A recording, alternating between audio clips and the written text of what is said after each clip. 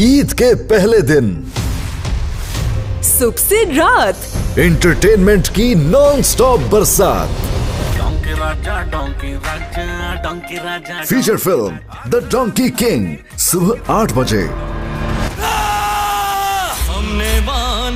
Romance, action और खूबसूरत गीतों के साथ स्पेशल टेलीफिल्म रूपोश दोपहर 1 बजे। साजिशों से लड़कर कैसे बदलेगा अपने कबीले की तकदीर, कुरुलुस उस्मान सीजन 5 शाम 6 बजे। क्या निराली की ख्वाहिश बन जाएगी जोया के लिए आजमाइश। ड्रामा सीरियल इश्कावे मेगा एपिसोड शाम 6:30। क्या इस मीठी ईद पर भी सहनी पड़ेगी इसरा को सुल्तान की तलखियां। ड्रामा सीरियल शिद्दत रात 8 बजे।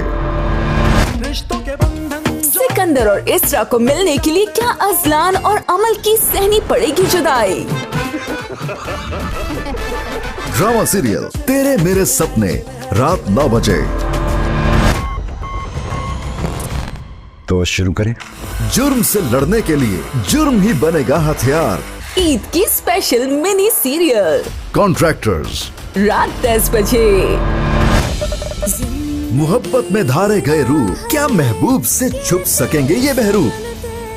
टेलीफिल्म लव स्यापा रात 11 बजे। ईद का हर पल जियो।